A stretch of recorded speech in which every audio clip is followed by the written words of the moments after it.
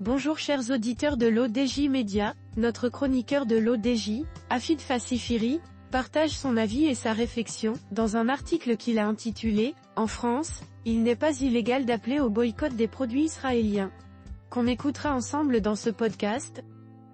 Notre journaliste débute son article de la manière suivante. À Cour d'appel de Paris, en confirmant la légalité des appels au boycott des produits israéliens, considère que cela relève de la liberté d'expression politique. Liberté d'expression politique. La Cour d'appel de Paris confirme la légalité des appels au boycott des produits israéliens dans un arrêt rendu le 14 mars 2024. La juridiction française a suivi la jurisprudence établie par la Cour européenne des droits de l'homme en juin 2020.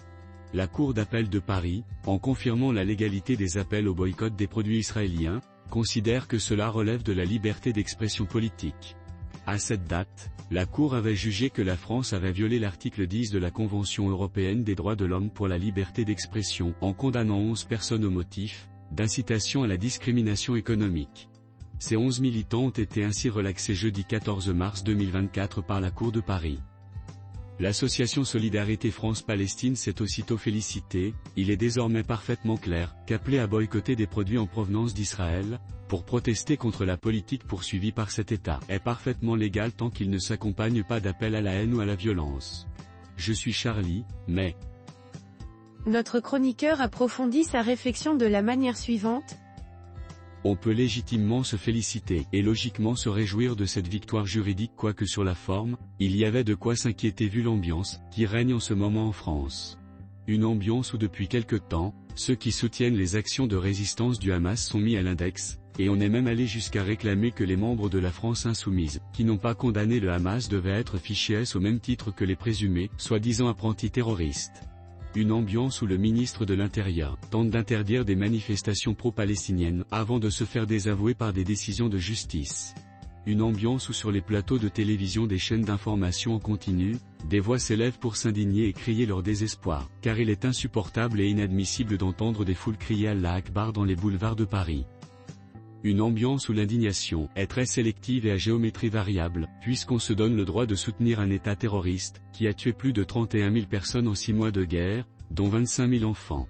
Mais, où il n'est pas permis d'accuser les criminels de guerre de Tel Aviv, qui violent chaque jour les droits du peuple palestinien depuis 75 ans aujourd'hui, pas le droit de reconnaître le droit des Palestiniens de résister à la colonisation et l'occupation, et pas le droit de ce peuple à aspirer à la liberté, face aux massacres commis par leurs oppresseurs et leurs soutiens et complices occidentaux. Un État qui ignore le droit international, qui viole et méprise les règles des conventions humanitaires, en poursuivant le massacre, à travers une stratégie de la faim, afin de favoriser le génocide. Sinon, sur fond de cet arrêt de la Cour de Paris, il est absolument honteux pour la France, et sa supposée démocratie libérale d'en être arrivée là, c'est-à-dire de se demander devant une juridiction si des citoyens français ont le droit, ou non, de boycotter des produits israéliens comme signe de protestation et de soutien à la cause palestinienne. Cela ne s'est même pas produit dans les pays du Sud, au Maroc par exemple, où les Marocains sont libres d'éviter les dates en providence d'Israël, tout comme ils sont libres d'en acheter car cela ne concerne que leur conscience. Alors, mesdames et messieurs de cette chère douce France, dorénavant gardez vos leçons de liberté d'expression pour vous. L'auteur termine son article en ces termes. À ce sujet, en France, il est illégal d'être homophobe ou antisémite, mais il n'est pas interdit d'être islamophobe. Je suis Charlie se donne le droit d'insulter et d'offenser l'islam et des chefs d'État, mais attention, il ne faut surtout pas s'attaquer à Israël car le gouvernement français veille au grain et pourrait vous interpeller pour antisémitisme et incitation à la haine raciale. Le Made in Israël est insidieux et sournois. Sinon, dans les banlieues françaises et particulièrement dans les quartiers à majorité maghrébine et musulmane, quoique pas seulement, des associations de protection des consommateurs ont signalé, preuve à l'appui, que des cargaisons de fruits et légumes en provenance d'Israël étaient proposées aux clients sous l'étiquette Made in Morocco, voire même Made in Algérie.